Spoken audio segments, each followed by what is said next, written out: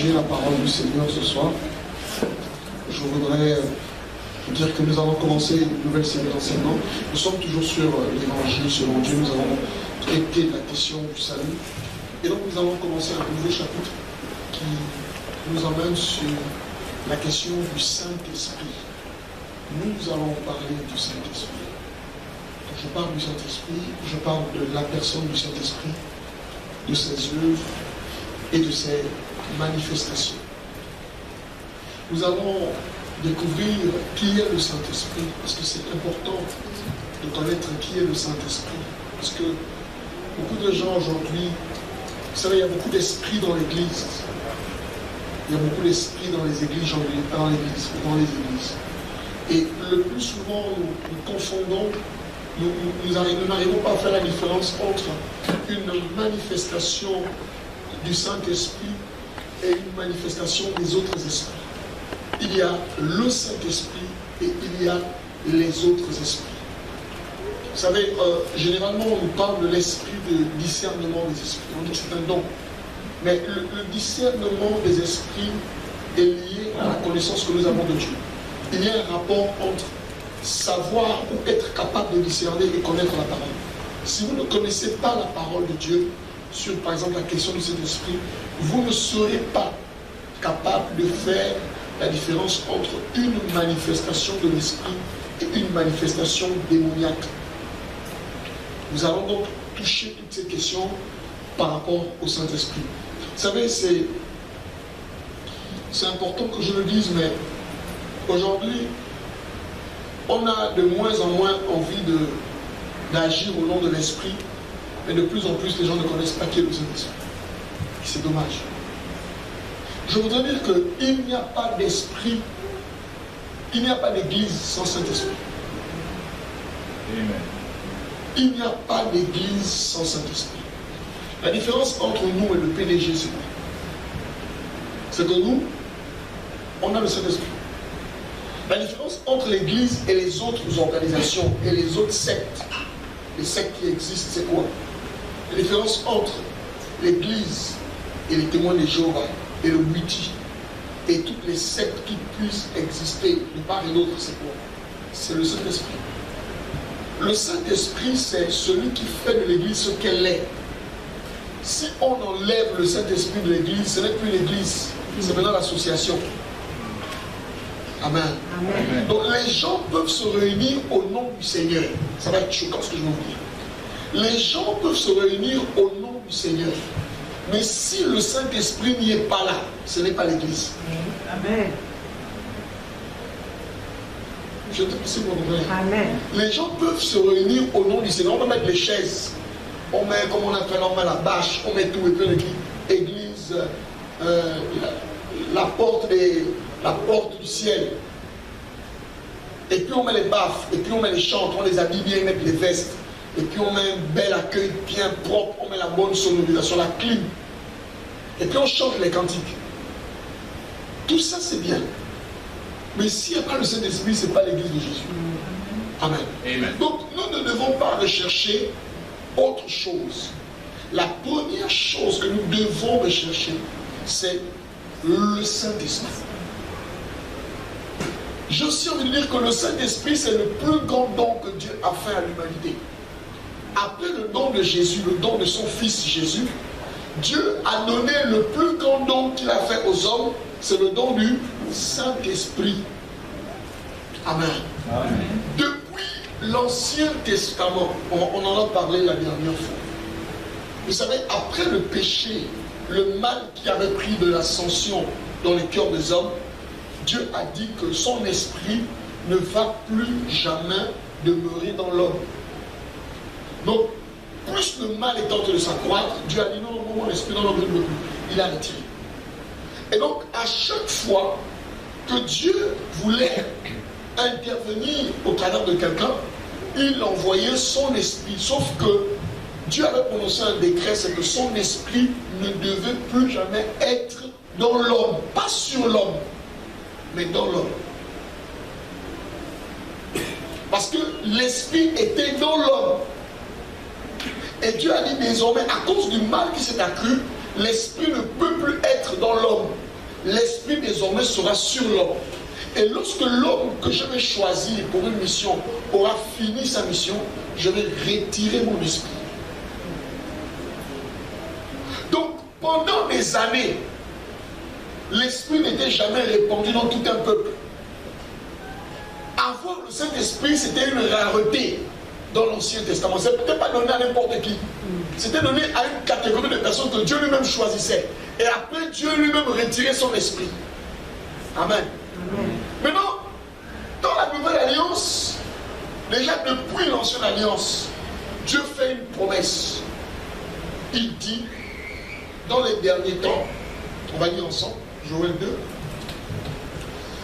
le verset 27 à 28, Joël 2, 27 à 28, Pierre Lacaille. C'est l'une des prophéties que nous connaissons tous. Joël 2, 27 à 28. Oui. 27.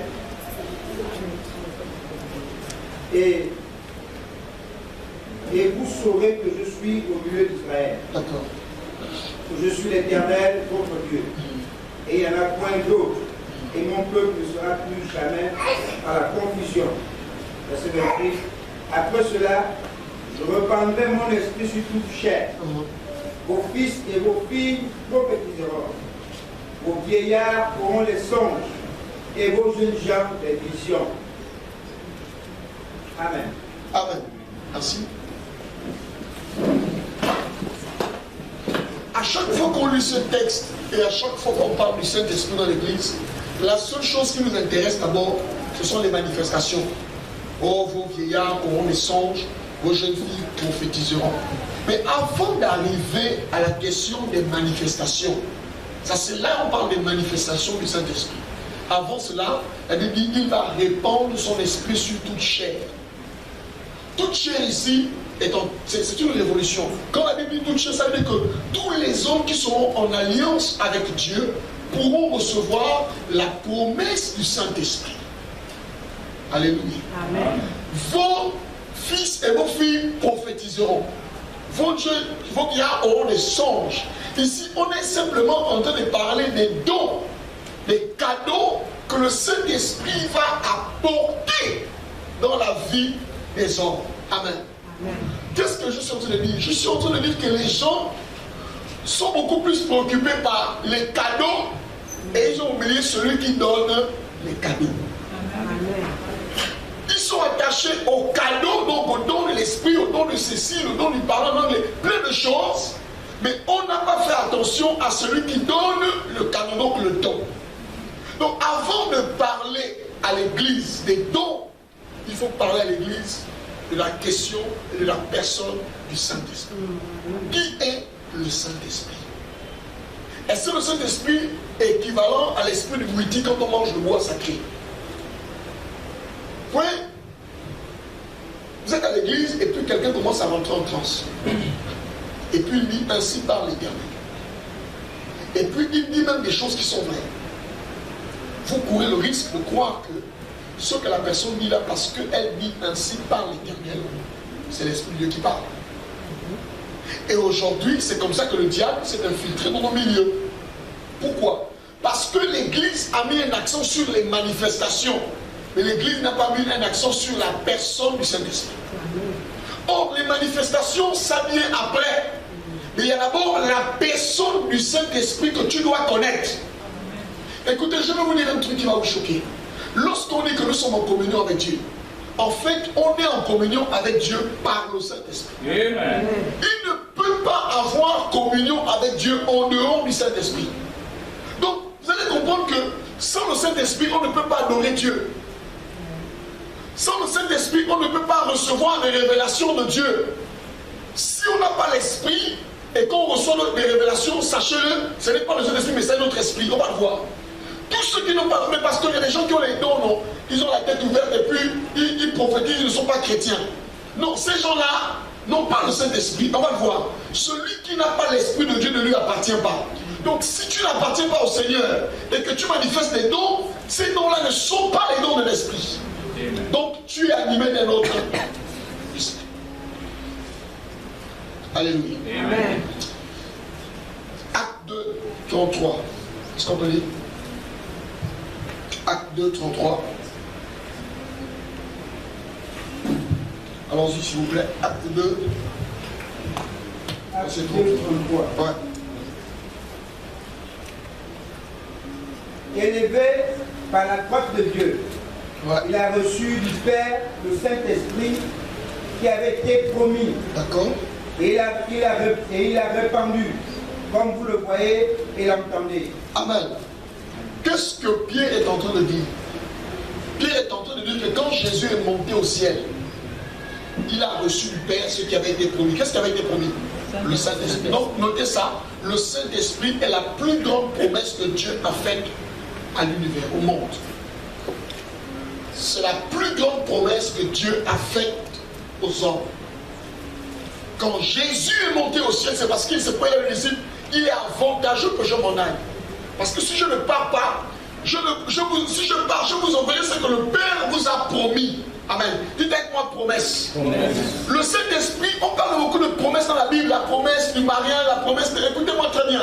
La plus grande promesse que Dieu a faite aux hommes, c'est le Saint-Esprit. Et pour que le Saint-Esprit soit relâché, il fallait que Jésus monte au ciel. Donc lorsque nous célébrons l'ascension, nous célébrons aussi l'ascension comme étant le moyen, la possibilité que Dieu nous offre d'envoyer le Saint-Esprit sur la terre. Il a envoyé le Saint-Esprit. Et le Saint-Esprit est venu chez les hommes. Amen. Amen. Moi j'ai une question à poser. C'est bizarre, je pose la question là tous les jours. Est-ce que le Saint-Esprit nous a été donné pour prophétiser? Seulement. Est-ce que le Saint-Esprit nous a été donné seulement pour faire des rêves? Parce que c'est important de voir que si nous n'avons pas une vie chrétienne exponentielle, c'est parce que nous n'avons pas suffisamment exploité tous les domaines dans lesquels le Saint-Esprit peut nous conduire. Amen. Amen. Quand vous lisez la Bible et quand vous regardez la manière que les gens se comportent avec le Saint-Esprit, vous allez vous rendre compte qu'on a réduit le champ de l'esprit aux dons spirituels. C'est vrai. Or, il n'y a pas que l'exercice des dons spirituels. Je vais vous choquer. Regardez. Dieu, pour changer le monde, n'utilise pas que les dons spirituels. Dieu utilise aussi les talents. Quelle différence entre le talent et le don? La différence entre le talent et le don, c'est que le talent est inné. Regarde. Tu es venu au monde, tu as un type de tête. Comment expliquer pourquoi tu as la tête là, on ne sait pas. Et Dieu t'a donné ça. Le type d'oreille que tu as, comment expliquer ça, on ne sait pas, mais on t'a donné ça. C'est ça le talent. Le talent est une capacité qui naît avec nous. Et ça, vous comprenez? Amen. Ça veut dire même si qu'on soit chrétien, qu'on ne soit pas chrétien, chaque être humain a un talent. Amen. Le talent, c'est comme une capacité qu'on a. Est-ce que tu peux expliquer pourquoi l'autre là, le doigt, ton doigt est gros et puis l'autre est petit? Non. Mais tu sais seulement que tu as un doigt, non? Mais comme c'est Dieu qui utilise, qui donne les talents, Dieu utilise aussi les talents pour accomplir sa volonté. Amen. Amen. Donc une personne, la plupart, écoutez-moi, je vais vous choquer. La plupart des gens qui sont à l'église, en fait, n'utilisent pas le don de l'esprit. Ils utilisent leur talent. Amen. Et c'est la raison pour laquelle il y a moins de gloire dans l'église. Je ne vois pas tout compris. Je dis, hein, la plupart des gens à l'église n'utilisent pas les dons de l'esprit, mais ils utilisent leur talent naturel. Or, le talent naturel a une certaine dimension. Là où le talent naturel s'arrête, c'est là où le don de l'esprit prend. Donc, celui qui va avoir une vie spirituelle, une vie chrétienne au-dessus des autres, une vie chrétienne qui transcende, il ne faut pas seulement que ça soit un talent qui agisse, mais il faut aussi que le don spirituel, donc la capacité que l'esprit lui a donnée, se manifeste. Or, on ne reçoit pas le don de l'esprit à la naissance. Quand tes parents te poussent du ventre et puis tu reçois. Non, non, non. On reçoit le don de l'esprit à la nouvelle naissance. Maintenant, il y a des gens qui ne savent pas qu'ils ont le Saint-Esprit, d'autres qui ont le Saint-Esprit, mais qui ne savent pas qu'ils ont un don de l'esprit. Donc, vous ne pouvez pas demander aux gens d'exercer un don dont ils ne sont pas au courant qu'ils possèdent. Donc, l'Église doit être à la recherche. Chaque chrétien doit être à la découverte du don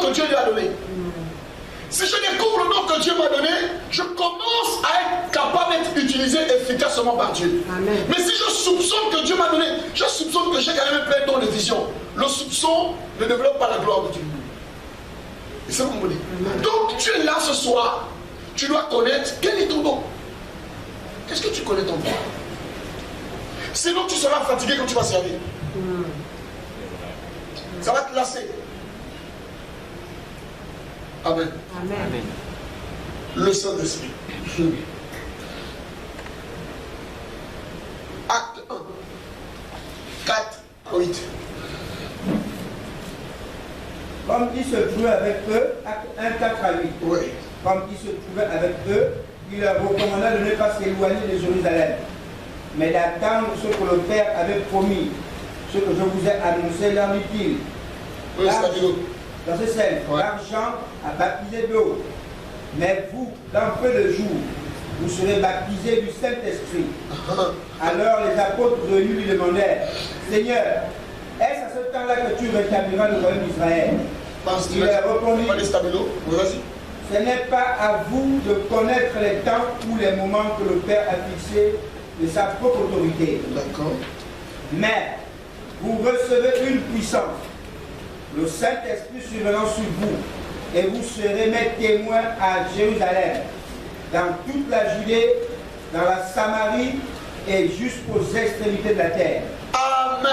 Amen. Alors, Jésus, dans quelques instants, s'apprête à aller au ciel. Et il réunit ses disciples, il commence à discuter avec eux, et il leur dit ceci. Jean a baptisé d'eau. Jean a baptisé quoi? D'eau. Il dit, mais vous, dans quelque temps, vous serez baptisés du Saint-Esprit. Donc, il faut déjà qu'on s'entende sur la question du baptême ou la doctrine des baptêmes. On est à l'église, hein? Si vous n'êtes pas bien enseigné, vous risquez un jour de vous retrouver chez les Mormons. Vous risquez de vous retrouver chez le Kaolin, vous allez manger le bois sacré. Oh non, la vie est difficile, depuis la chaîne, l'église ne marche. Il y a des gens ici là que je connais en Christ qui mangent le joli là, le liboga. On repart chez le Dieu de nos ancêtres. Pourquoi? Parce qu'on n'a pas bien, ça n'a pas été clair dans leur esprit.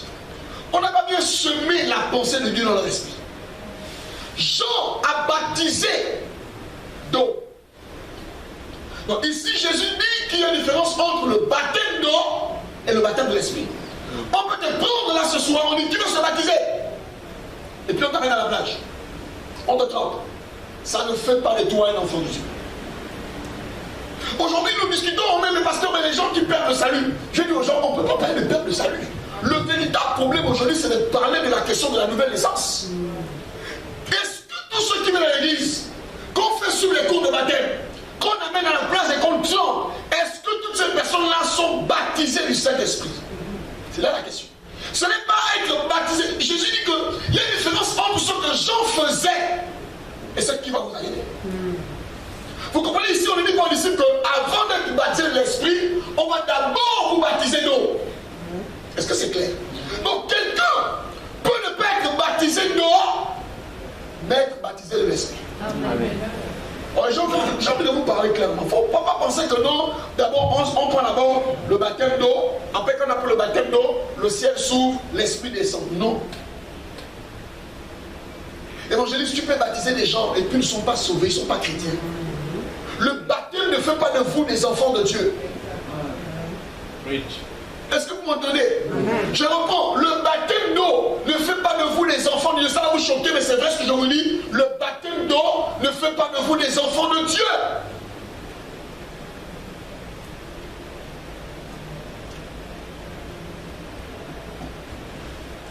C'est pourquoi, avant de vouloir amener les gens à se baptiser, nous devons quand même vérifier si les gens ont vraiment donné leur vie au Seigneur. Vous comprenez? Quelqu'un peut ne pas se baptiser d'eau, être de nouveau. Amen. Nous avons pris le texte de Jésus avec Nicodème, et on en parlera d'ailleurs aujourd'hui. Où il dit à Nicodème, en fait, ici, quand Jésus parle de naître d'eau, il ne parle pas de naître d'eau comme l'eau que vous et moi, hein. L'eau là, c'est pas ça dont Jésus parle. Alléluia. Amen. Pourquoi je prends le baptême d'eau? Je prends le baptême d'eau comme un signe extérieur de ce qui s'est passé intérieurement. Amen. C'est parce que je suis né de nouveau dans l'esprit que j'accepte maintenant le signe extérieur de l'alliance. Le baptême d'eau est comme la circoncision que Dieu demande à Abraham de faire. La circoncision est un signe extérieur de l'alliance. Et ça, vous me suivez? Or, tout le monde pouvait être circoncis sans appartenir à l'alliance. Alléluia. Amen. Alléluia. Amen. Jean a baptisé comment? D'eau. Donc il y a 3 types de baptême. Premièrement, il y a le baptême d'eau, qui est le signe de notre engagement physique à Dieu. Le baptême d'eau. Ensuite, il y a le baptême de l'esprit. C'est ce que Jésus dit. Vous, dans peu de temps, vous serez comment? Baptisés du Saint-Esprit. Amen. Amen. Donc, 3 types de baptême. 1, baptême. 2, baptême. 3, baptême de feu. Matthieu 3. Tu vas lire rapidement. Quelqu'un va ouvrir Matthieu 3, on va comprendre les 3 types de baptême. Matthieu 3. Matthieu 3. À partir du verset 10 à 11. Matthieu 3, verset 10 à 11. Je veux que tout le monde lise. Moi, je vous baptise d'eau. Non, reprends. Oui, oui. Moi, je vous baptise D'eau. Qui parle ici? Jean-Baptiste. Il dit quoi? Moi, je vous baptise. D'eau. Moi, je vous baptise. D'eau. C'est pas que le baptême d'eau n'est pas important. Mais le baptême d'eau n'influence pas la nouvelle naissance.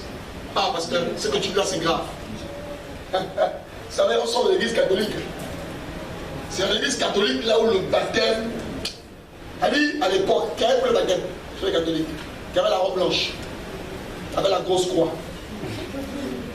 Hein? Après, on fait la fête au bon vin.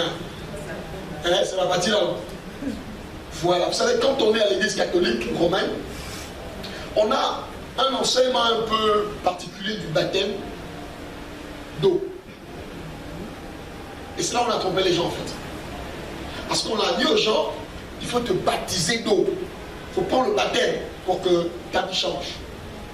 Les gens viennent vous choquer. Le baptême d'eau ne change pas la vie des gens. Amen. Pendant que quelqu'un est vraiment de se baptiser d'eau, il y en a pour qui c'est une baignade. Je reprends. Pendant que toi on est en train de te baptiser d'eau, la personne qui est avec toi qui prend le baptême même le jour là, lui il est en train de se laver à la plage. Parce que pour lui c'est pas un baptême. Il n'a pas rencontré Jésus dans sa vie. C'est pas ce que vous comprenez. Jean dit, moi, je vous baptise d'eau. Poursuivez. Pour vous amener à la repentance. Très bien. Donc le baptême dont parle Jean-Baptiste, c'est pour amener les gens à changer. Changer de cœur. C'est pour que les gens prennent des bonnes décisions. Donc le baptême d'eau vise quoi? La repentance. Le baptême d'eau prouve que la personne a décidé de changer de vie. Devant les hommes, il dit aux gens, moi maintenant, je ne peux plus marcher comme ça, je veux marcher comme ça. Est-ce qu'on est d'accord? Amen. Maintenant poursuivre. Mais celui qui vient après moi Celui qui vient après moi, c'est qui? est plus puissant que moi. Il parle de qui?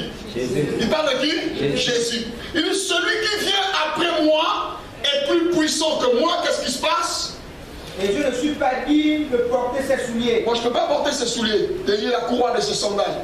Lui, Lui. il vous baptisera du Saint-Esprit et de feu. Non, on va reprendre encore. Lui, il vous baptisera de Saint-Esprit et de feu. On va reprendre. Lui, il vous baptisera de Saint-Esprit et de feu. Poursuis maintenant. Verset 12. Il a à son van à la main. Il a son van à la main. Il nettoiera son air. Il nettoiera son air. Il amassera son blé dans le grenier. Il amassera son gré dans le grenier. Mais Mais, il brûlera la paille dans un feu qui ne s'éteint point. c'est bien. Premièrement, baptême d'eau, Jean-Baptiste. Baptême d'esprit et de feu. Qui c'est? Donc, comment le baptême? Pourquoi baptême? Le baptême d'eau, baptême d'esprit et le baptême de feu. C'est quoi le baptême de feu, mes amis? J'en ai parlé à ceux qui sont là depuis. Je suis allé dans beaucoup d'églises, là où les gens veulent que Dieu les baptise de feu. Qui veut que Dieu le baptise de feu ici? Hein? Qui baptise de feu? C'est Jésus, non? Amen. Qui veut être baptisé de feu? Vous savez, on a tellement enseigné des choses terribles à l'église. Hein? Le mot baptême, c'est le mot baptizo. Écoutez-moi très bien. C'est le mot quoi? Baptizo. Baptizo. Ça parle d'immersion. Quand on dit quelqu'un est immergé, ça veut dire quoi? Quelqu'un est trempé dans? Bon, maintenant, quand on dit que quelqu'un est baptisé de feu, ça veut dire quoi? Quelqu'un est immergé dans le feu. Ok. Qui veut être immergé dans le feu ici? Vous êtes là? Regardez. Personne. On a tellement dit ça, on a dit aux gens, le baptême de feu c'est quand tu souffres, quand tu as les épreuves. Non. Le baptême de feu c'est l'immersion dans le feu, donc dans l'enfer. C'est ce qu'il explique plus tard. Il a son vade à la main, il nettoyera. Et un côté il va séparer la paille, un côté il va séparer autre chose. Et écoutez ce qu'il dit le verset. Il dit quoi? Il dit, il a son vent à la main, c'est ça non? Il nettoiera son nez et il amassera son blé dans le grenier. Mais donc on a le blé et on a quoi? Mais il amassera quoi? C'est la paille dans un feu qui ne s'éteint point. Qui connaît le feu qui ne s'éteint point? C'est quoi c'est? C'est l'enfer, c'est la géhenne. Le feu qui ne s'éteint point, c'est quoi c'est? Or, qui va dans le feu qui ne s'éteint point? La paille. La paille est symbole ici des gens qui ne vont pas recevoir Jésus. Pourquoi les gens vont en enfer? Pas parce qu'ils pêchent. Les gens vont en enfer parce qu'ils n'ont pas reçu Jésus. C'est tout. C'est pas oh non, ils ont fait beaucoup de mal, ils fumaient beaucoup de chanvre. Non, c'est pas ça. C'est pas le chanvre qui l'amène en enfer. Ce qui l'amène en enfer, c'est qu'il n'a pas reçu Jésus. Donc on a trois baptêmes. On a le baptême d'eau, le baptême de l'esprit et le baptême de feu. Maintenant, on peut être baptisé d'eau sans être baptisé de l'esprit. Écoutez, on peut prendre le baptême dans une église. Et puis en fait, on n'est pas baptisé de l'esprit. Or, pour appartenir à Jésus, pour avoir le droit de réclamer des promesses, quand il y a l'église, chacun a réclamé ses promesses. Tu n'as pas droit aux promesses si tu n'es pas né de nouveau. Si tu n'es pas né dans l'esprit, tu n'as pas droit aux promesses. Si tu n'es pas baptisé dans l'esprit, tu n'as pas droit aux promesses. Tout ce qu'on prêche là, c'est pas pour toi. Oui, il faut dire ça aux gens. Tous ceux qui ne sont pas nés de nouveau, toutes les prédications qu'on prêche les dimanches, c'est pas pour eux. Oh, mais pourquoi les gens ne changent pas? Ils vont changer comment? Ils ne sont pas nés de nouveau. On peut prêcher les grands messages, prêcher, ça ne te regarde pas. Tu peux être là pendant 20 ans et puis tu meurs, à la fin tu vas en enfer. Parce que tu n'es pas né de nouveau. Amen. La prédication, l'enseignement ne concerne pas tout le monde. Ça concerne ceux qui sont nés de nouveau. Parce que Jésus enseignait le royaume. Le royaume, c'est pour ceux qui sont du royaume. On ne peut pas enseigner le royaume à des gens qui ne sont pas du royaume. Est-ce que tu es là ce soir? Donc, non, mais pourquoi les gens ne changent pas? Ils vont dans les églises, mais les gens sont baptisés d'eau. Les gens ne sont pas nés de nouveau, on fait comment? Jean 3. Jésus parle à Nicodème. Jésus du verset 4. Rapidement. Jean 3, à partir du verset 4. Jean 3, à partir du verset 4. Nicodème lui dit. Nicodème lui dit. Comment un homme. Va même à partir du verset 2. Verset 2. Oui. Il est. Verset 2. Rabbi, nous savons que tu es un docteur venu de Dieu. Ouais. Car personne ne peut faire ces miracles que tu fais si Dieu n'est avec lui. D'accord. Verset 3, je lui répondis, en vérité, je te le dis, si un homme ne naît de nouveau, il ne peut voir le royaume de Dieu. D'accord. Nicodème lui dit, comment un homme peut-il naître quand il est Dieu? Peut-il rentrer dans le sein de sa mère et naître? Jésus répondit, en vérité, je te le dis, si un homme naît d'eau et d'esprit, il ne peut entrer dans le royaume de Dieu. Est-ce que c'est clair? Est-ce que c'est clair? Regardez, il répond comme ça à Nicodème. Pourquoi? Parce que vous savez, les pharisiens, les juifs, eux, pour eux, le salut est généalogique. Le salut est lié à une relation de père à fils. Ils sont fils d'Abraham. Et donc, en tant que fils d'Abraham, ils ont droit au salut. Jésus dit non. Pour accéder dans le royaume de Dieu, écoutez-moi très bien, le royaume de Dieu, ce n'est pas le ciel.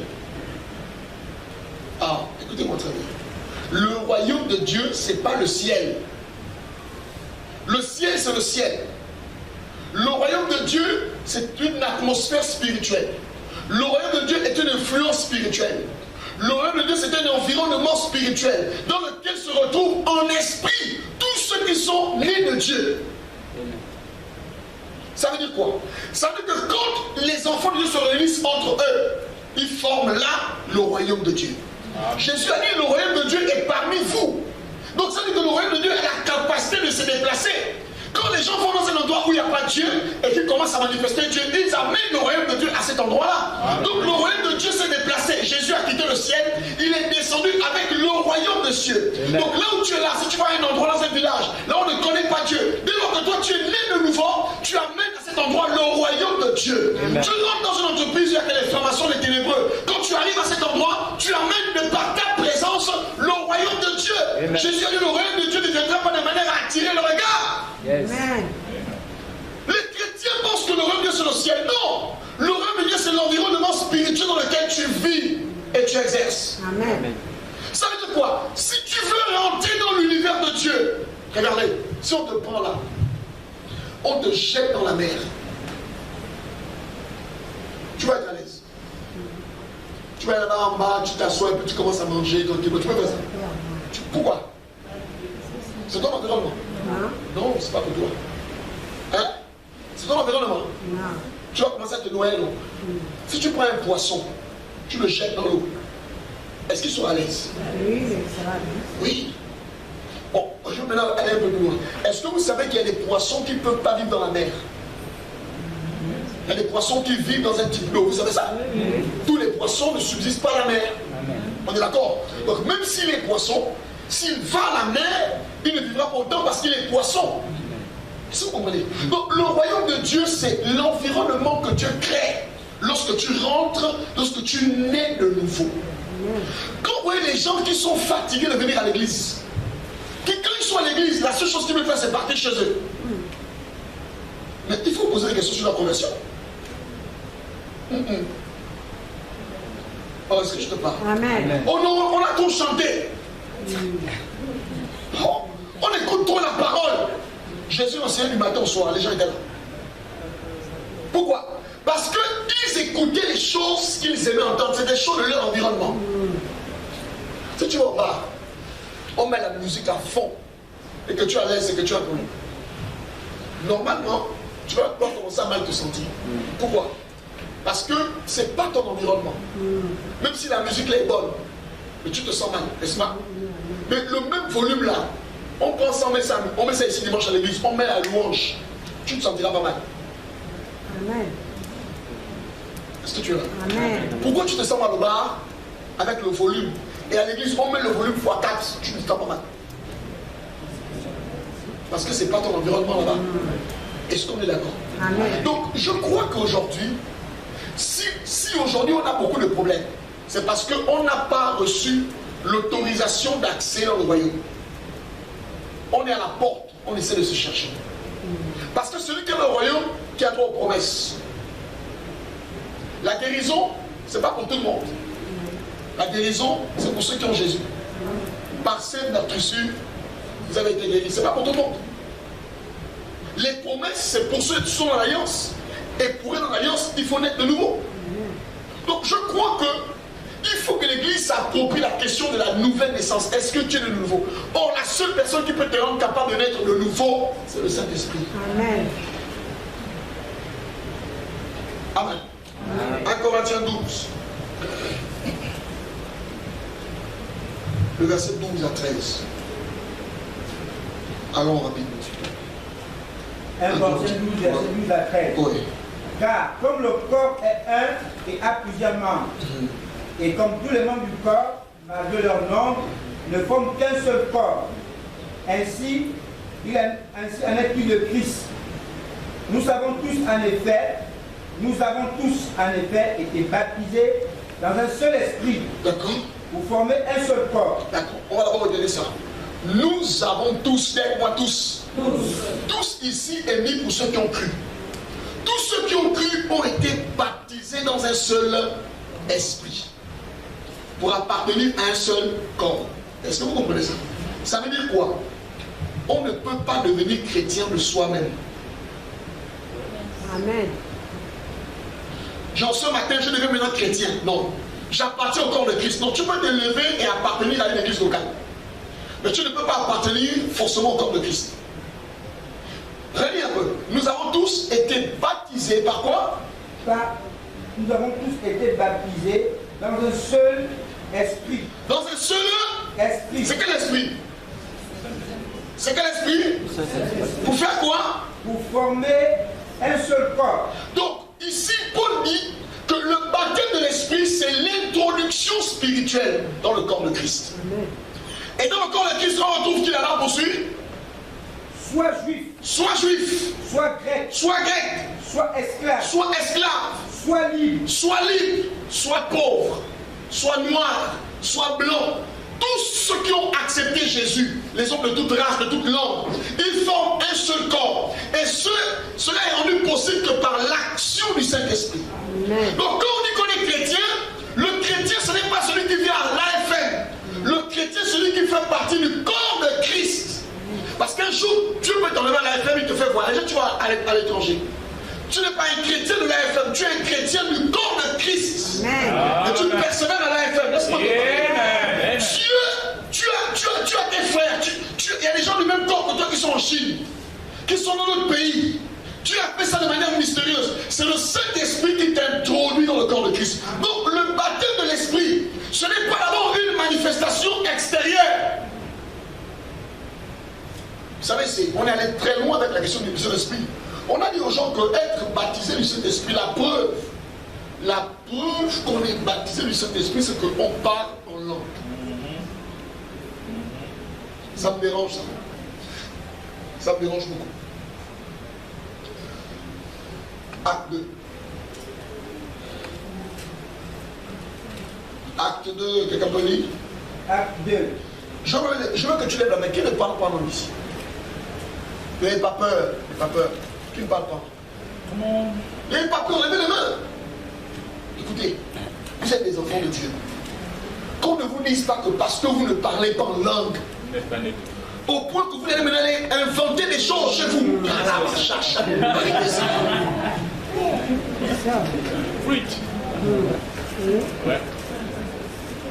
Regardez, dans la Bible, on va en parler puisque je parlerai de la question des dons spirituels, c'est très important, vous savez.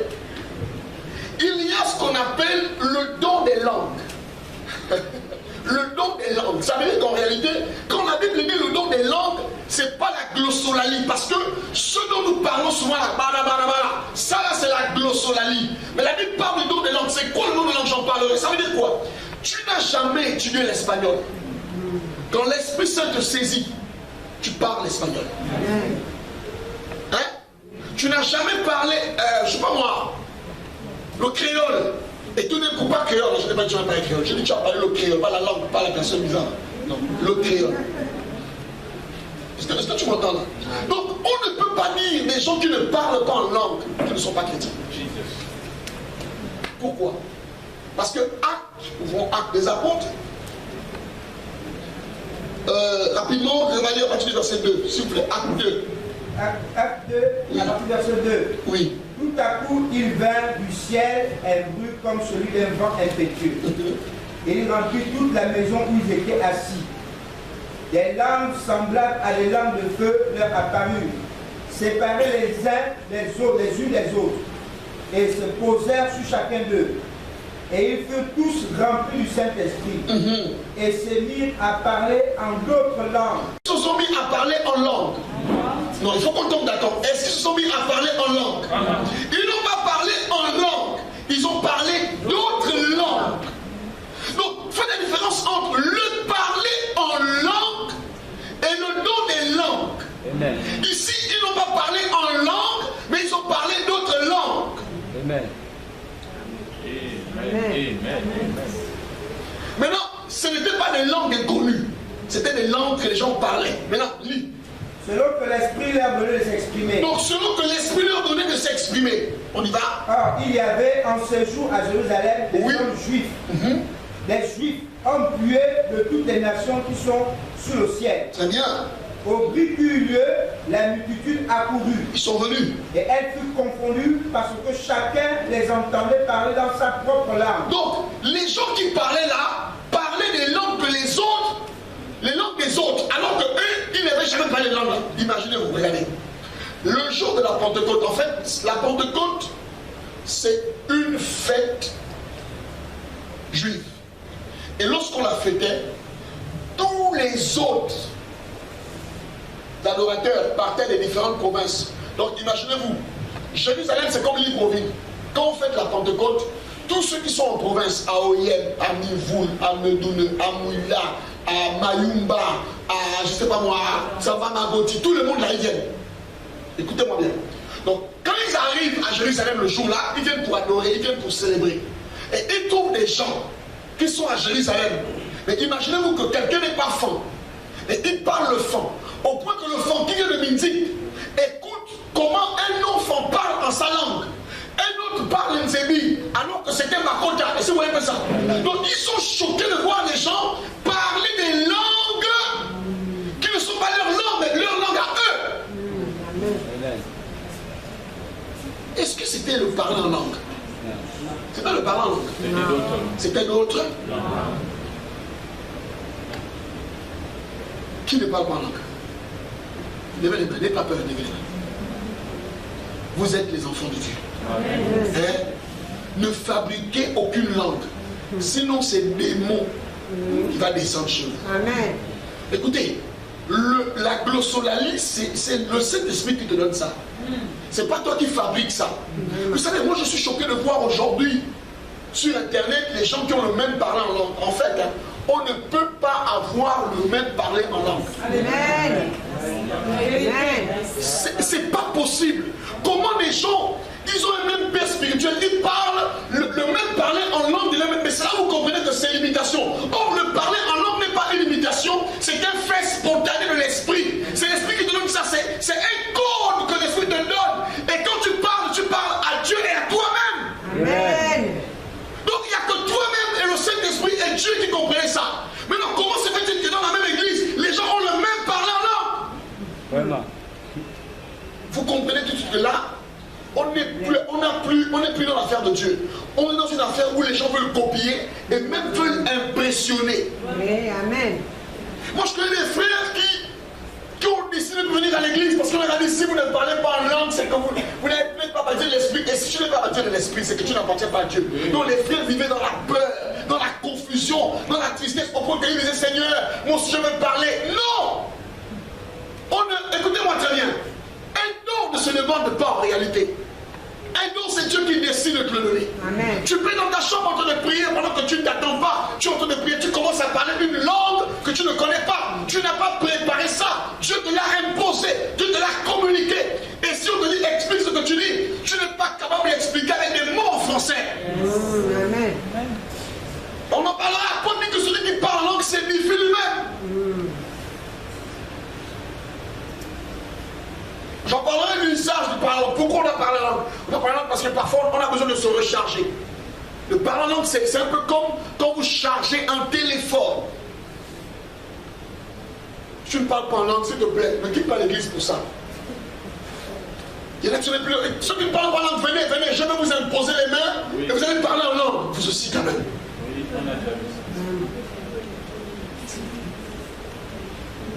J'ai un frère qui m'a dit, pasteur, moi, jusqu'à ce que l'esprit descende dans ma chambre.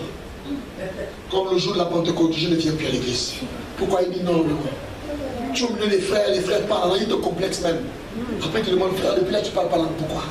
Il faut revoir un peu ta vie, hein, frère. Il dit, frère, j'ai fouillé, je n'ai pas de péché. J'ai mis regardé au scanner. J'ai même fouillé mon cœur. J'ai ça que. Non, j'ai mis dans la culpabilité et la peur. Non. C'est un don de Dieu. Amen. Dieu fait don à qui il veut. Et ne vous sentez pas complexé par rapport à ça. Ça ne fait pas de vous une personne moins spirituelle. L'église. Le Saint-Esprit est venu pour des choses beaucoup plus importantes que ça. Je ne dis pas que le pardon n'est pas important, mais je te dis que si tu n'as pas reçu cette grâce, bénis Dieu, tu as reçu autre chose. Amen. Amen. On a fait une doctrine qui a, je veux dire, détruit la foi de beaucoup de personnes. Et ma prière, c'est que tu ne sois plus complexé. Oui, le peuple de Dieu. Révérend, Oui, si vous permettez, c'est un sérieux problème oui, à l'église oui. où on dit aux gens l'évidence que tu es baptisé du Saint-Esprit, Oui. c'est que tu dois parler en langue. J'ai vu des gens parler comme ça, c'est un vrai problème. Oui. Mais c'est une hérésie. Parce que là, les gens l'ont lu. Ceux qui ont reçu le Saint-Esprit ont parlé des langues. Amen. Ils n'ont pas parlé en langue. Il faut bien dire ça aux gens. À la Pentecôte, les gens n'ont pas parlé en langue. Amen. Les gens ont parlé des langues. C'est pas la même chose. Est-ce qu'on est d'accord? Amen. Oh non! Quand l'Esprit est descendu, ils ont parlé en langue. Non, frère, ils n'ont pas parlé en langue. Tu n'as pas lu ta Bible. Relis ta Bible. Ils n'ont pas parlé en langue, ils ont parlé des langues. Amen. Et des langues connues. Vous savez, je dis à quelqu'un un jour que je pense que l'une des premières choses qu'on doit faire à l'église, c'est de réenseigner ce qu'on a enseigné aux gens. Amen. On a enseigné beaucoup de fausses choses aux gens. Beaucoup de fausses choses. Et vous ne pouvez pas imaginer combien de fois le Saint-Esprit, c'est vraiment, Dieu a pitié de nous. Hein.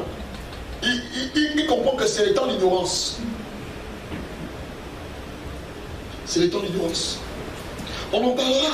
Et vous savez, quand je vais toucher la question des manifestations, vous allez comprendre ça. Je vais vous expliquer qu'on peut être en train de parler en langue, et puis on ne parle pas la langue des anges, mais une langue des démons. Amen. On va voir comment est-ce que l'esprit de l'erreur peut vous amener à prophétiser. Ce que vous dites, c'est vrai, mais vous avez un esprit de mensonge.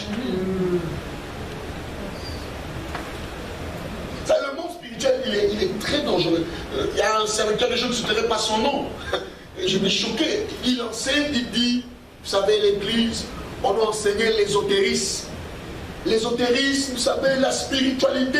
Et c'est un grand prophète, hein, connu de tous dans le monde entier, dans l'Afrique francophone.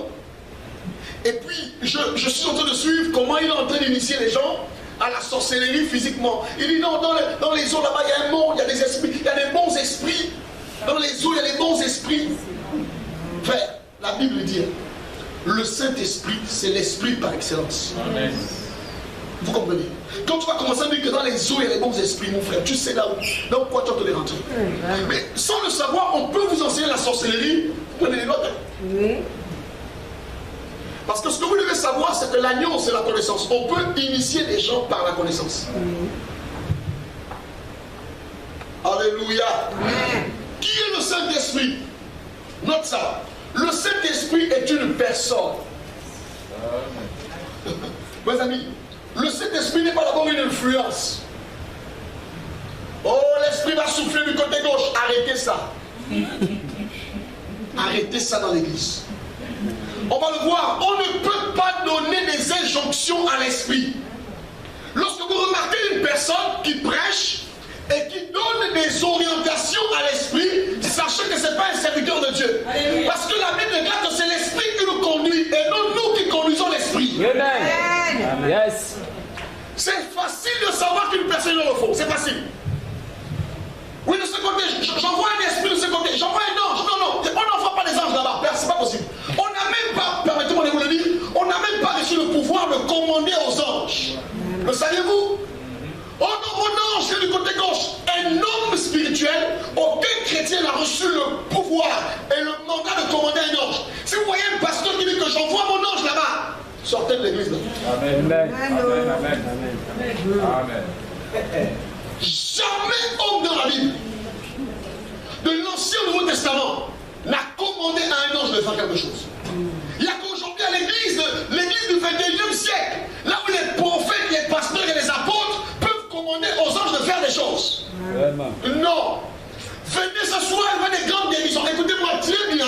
Ce n'est pas vous qui programmez les guérisons des gens. Tu ne peux pas une soirée d'évangélisation de prière pour les malades. Aucun malade ne guérit. Amen. C'est Dieu qui décide de guérir. Écoutez, Jésus arrive à la piscine de Bethesda. Il y a beaucoup de malades. Tous les malades qu'il y a là, il n'y a qu'un seul qui guérit. Ce n'était pas l'onction qui le manquait.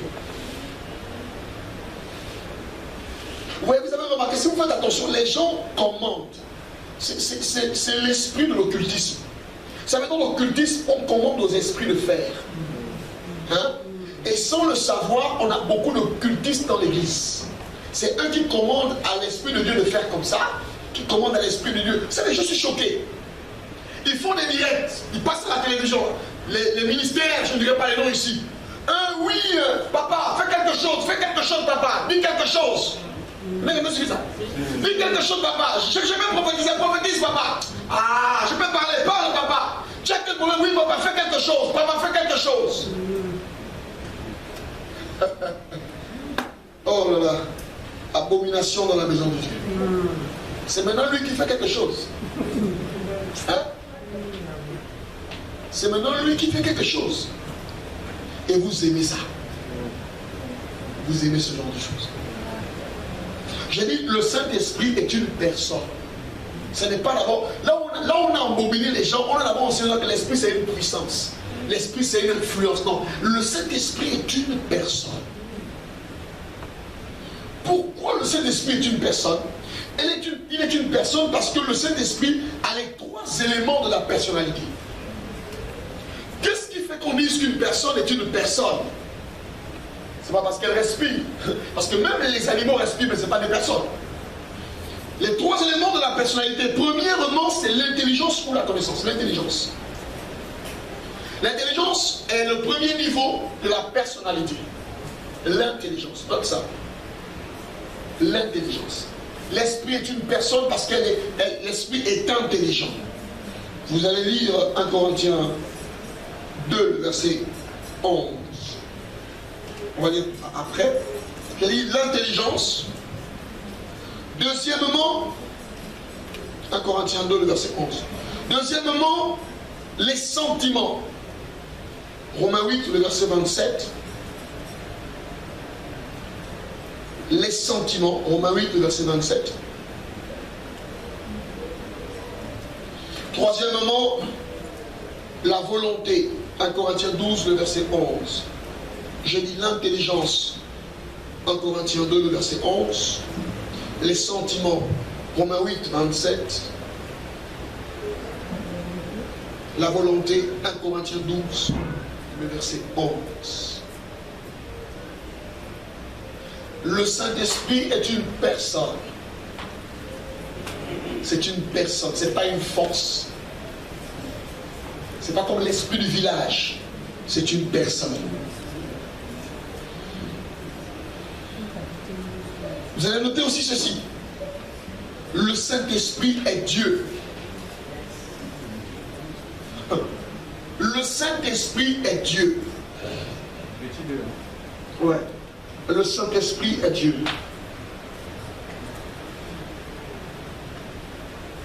Le Saint-Esprit est Dieu. Et tu vas lire quand même Acte 5, 3 à 4. Acte 5, 3 à 4. Acte 5, 3 à 4. Pierre lui dit, Ananias, pourquoi Satan a-t-il rempli ton cœur? Ouais. Au point que tu manques au Saint-Esprit. Écoute ça. Et que tu aies retenu une partie du champ. Si nul était vendu, ne te restait-il pas? Et après qu'il a été vendu, le prix n'était-il pas à ta disposition? Oui, suivez. Comment as-tu pu mettre en ton cœur un pareil dessein? Ce n'est pas à un homme que tu as menti, mais à Dieu. Alléluia. Ananias et son épouse ont décidé de manière volontaire de retenir une partie de l'argent du terrain qu'ils ont vendu.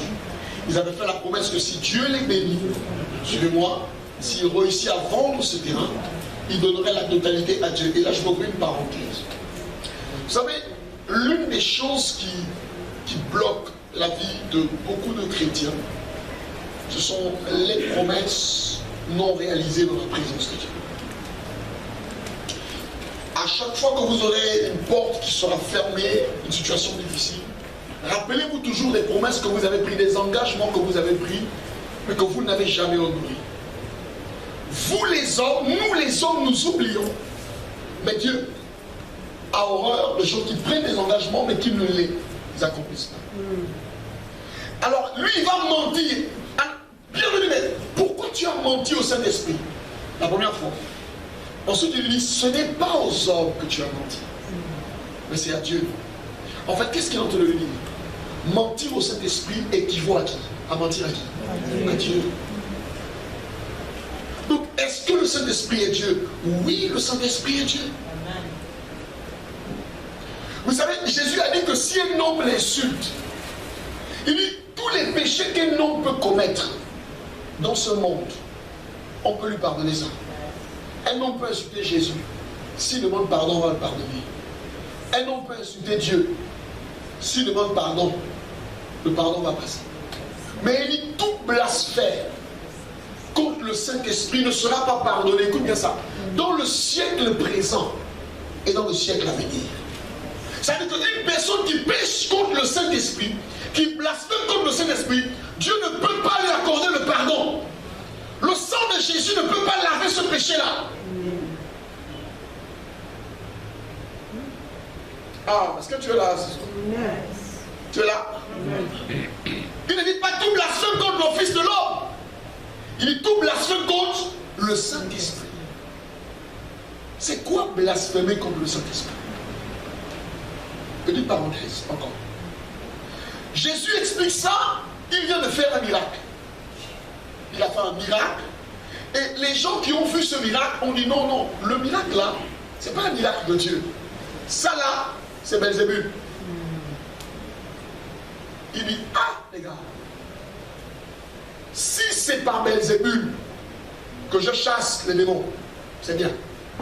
Mais si c'est par l'Esprit de Dieu, sachez que là, vous êtes en train de commettre un blasphème, donc un péché qui ne vous sera jamais pardonné. Qu'est-ce que j'ai envie de dire? Je pousse encore un peu plus loin. L'une des raisons pour lesquelles nos vies chrétiennes ne sont pas fortes, c'est parce que nous attristons celui qui rend la vie chrétienne forte, le Saint-Esprit.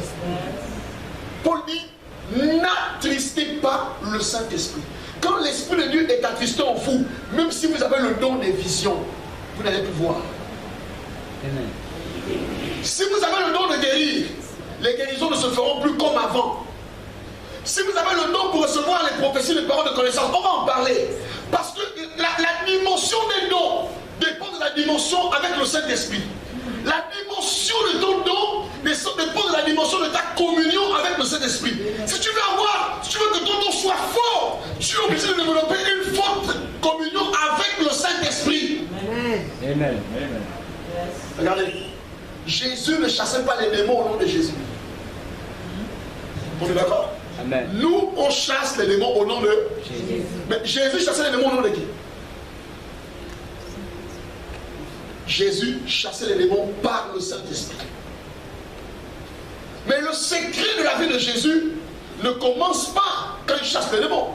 Le texte, Luc dit Jésus, rempli de la puissance du Saint-Esprit. En fait, avant de commencer le ministère, il a compris le secret. Quand il est sorti du désert, les démons tombaient. Pourquoi? Il avait un type de parole de connaissance puissante. Pourquoi? Parce que plus un homme a une grande connexion avec le Saint-Esprit, plus tu n'as pas besoin d'aller chez le Ganda. Tu dors la nuit, Dieu te montre les gens qui veulent à ta vie. Amen. Dieu te montre comment les gens font les choses. Toi-même, tu vois ça. Tu sors au matin, tu ris seulement. Tu arrives dans une situation, les gens parlent, tu es là, ils paniquent, toi tu ne paniques pas. Parce que Dieu t'a parlé en avance. Ça là, pour arriver là, c'est pas la magie. C'est pas nous, on va aller prendre le portefeuille magique ou la pochette fait tomber les gens. C'est la paresse qui fait ça. Plus tu es connecté au Saint-Esprit, l'Esprit de Dieu va te révéler les profondeurs. Amen. On l'a vu, il révèle les profondeurs de Dieu. Ça veut dire que comme les gens gens ne sont pas profonds, les gens sont paresseux. Ils ne veulent pas prier, ils ne veulent pas jeûner, ils ne veulent pas lire la Bible, ils ne veulent pas interroger le Seigneur. Ils se disent, non, c'est long. Mieux, allons-y au Togo. Allons-y au Bénin. Vous savez, les fétiches ont une date de péremption. Amen. Tout ce que le diable te donnera à la main droite, retiens ça. Il va récupérer ça à la main gauche. Amen. Alléluia. Amen. Alléluia. Amen. Regardez, Matthieu 28, 19. Là, ce que je vais dire là va vous déranger. Matthieu 28, 19. Ah, parce que là, tu vas donner l'hérésie. Non, ce n'est pas l'hérésie, c'est la Bible qui dit ça. Matthieu 28, 19. On y va. Matthieu 28, verset 19. Écoute ça. Allez, Allez, faites de toutes les nations des disciples, faites de toutes les nations des disciples. et baptisant au nom du Père, Et baptisons au nom du Père, du Fils et du Saint-Esprit. du Fils et du... Bon, nous savons tous que, généralement, là, il y a une faute, non? On en a parlé, il y a une faute, non, là? La faute se trouve où? La faute. Tu as la Bible, là? Tu as lu? Tu n'as pas la Bible? Oh non. Hein? La faute se trouve où? Quelle est la faute? Oh non. O doit prendre quoi? X. A-U-X. Pour dire qu'il y a plusieurs non. Non doit prendre quoi? S. Mais vous remarquez que O n'a pas X, non n'a pas X. N'est-ce pas? Ce n'est pas une faute. C'est intentionnel. On est en train de dire que Jésus, en fait, on est en train de transcrire ce que Jésus dit. Parce que là, c'est écrit en français. Mais on transcrit ce que Jésus dit en grec ou en hébreu. Il dit ici que baptiser au nom du Père équivaut à baptiser au nom du Fils. Pour Jésus, le Père, le Fils et le Saint-Esprit, c'est la même personne. Yes. Donc aujourd'hui, j'entends les débats, oh non, mais pourquoi on ne baptise pas? Pourquoi les gens baptisent au nom du Père, du Fils, alors que les apôtres ont baptisé au nom de Jésus? Non. Pourquoi les apôtres ont baptisé au nom de Jésus? Il faut expliquer ça. Ce n'est pas parce qu'ils ont méprisé les paroles du Seigneur. Il faut comprendre. Il y a des chrétiens qui ont refait leur baptême. Oh non, tu vas dans une église, on t'a baptisé où? On m'a baptisé au nom du Père, du Fils. Non, non, c'est pas le nom baptême. Tu vas te baptiser au nom de Jésus-Christ. Mon Dieu. Le voisin sort de la caverne. Sors de la caverne. Je vais te choquer. Si je t'amène à la mer et que je te trempe, je te baptise au nom du Saint-Esprit. Ce baptême est valable. Amen. Oh. Amen. Amen. Mais oh. Si le Saint-Esprit est Dieu, regarde, on baptise au nom de Jésus, non? Jésus a demandé qu'on baptise au nom de qui? Du Père, du Fils et du Saint-Esprit. Bon. Est-ce que les noms là, il y a S? Ça veut dire quoi? Si on te baptise au nom du Père, est-ce que c'est un faux baptême? Pourquoi? Parce que pour Jésus, le Père égale le Fils. Amen. Le Fils égale le... Baptiser au nom de Jésus équivaut de baptiser au nom du Père. Équivaut de baptiser au nom du Fils. Baptiser au nom du Saint-Esprit. Oui, équivaut à baptiser au nom de Jésus. Amen. Pourquoi les apôtres baptisent au nom de Jésus? Parce que regardez, quand on lisait Actes des apôtres, les pharisiens vont s'opposer au fait qu'on prêche pas le nom de Dieu, mais le nom de Jésus. Ils avaient un problème, ils ont attrapé Pierre et ils ont frappé. Pierre a posé la question, on doit obéir à qui? Aux autres ou à vous? Ils lui ont répondu à Pierre et aux autres qu'on vous interdit de prêcher à ce nom-là. Donc le problème des pharisiens, ce n'était pas Dieu. Ils n'ont pas le premier Dieu. Écoutez-moi, très bien. Toutes les sectes du monde n'ont pas le premier Dieu. Même au Buiti, on dit que Dieu existe. Hein? Mais regardez, à quel niveau on a les problèmes avec les autres? C'est au niveau de Jésus. À quel niveau? Les musulmans et nous sommes des religions monothéistes. Les musulmans croient en un seul Dieu. Nous aussi, nous croyons en un seul Dieu. Mais la différence se trouve où? Jésus. Avec les témoins de Jéhovah, eux, ils ont les cravates et les vestes. Nous, on a les cravates et les vestes. La différence, c'est où? Jésus. Eux, ils mettent Jésus au même niveau que... Ah non! Donc vous comprenez que le problème depuis le commencement, c'est le nom de Jésus. Donc pourquoi les apôtres baptisent au nom de Jésus? En fait, en baptisant au nom de Jésus, il est en train de dire que ceux qui se baptisent au nom de Jésus-Christ acceptaient la divinité de Jésus. Amen. Est-ce que tu vas calmer le Seigneur? Moi je n'ai pas besoin de ça. Moi je n'ai pas un problème avec la divinité de Jésus. Donc on peut baptiser au nom du Père, au nom du Fils et au nom du Saint-Esprit. Ce baptême au nom de Jésus qui se fait pour les Juifs parce que eux, ils contestaient la divinité de Jésus. Amen. Église. tu rencontres un pasteur, un chrétien qui va te dire mon frère, ton baptême n'est pas bon. Pourquoi? Non, en fait, on devrait te baptiser au nom de Jésus parce que la Bible, ouais, non, je ne vais pas te dire les apôtres ont baptisé. Tu dis mon frère, on sort de la caverne. Ouais, quand on ne vous a pas préparé en vous enseignant comme ça, et que vous tombez sur des gens qui parlent bien, parce que vous devez faire, écoutez, c'est pas parce qu'une personne parle bien que ce qu'elle dit c'est la vérité. Quelqu'un peut articuler les mots, respecter l'orthographe, la syntaxe, et vous amène en enfer. Oui, amen. Je connais l'église, tu ne te donnes pas le nom. Quand tu arrives là-bas, on te dit tu dois refaire ton baptême. Le gars te dit ici là, même si tu es baptisé, il dit tu refais le baptême. Il y a une maman qui prie ici, qui était là-bas, elle était partie là-bas. Et puis quand on a dit ça, elle a dit non. Moi je suis baptisé depuis des années pour le faire baptême. Et puis on en discutait. Je lui ai dit en fait, ça là c'est une secte. Pourquoi? Pourquoi tu vas refaire ton baptême? Quel est le baptême qu'on va te faire là-bas qu'on ne t'a pas fait ailleurs? La seule fois où on doit refaire le baptême, c'est quand on nous a baptisé par aspersion.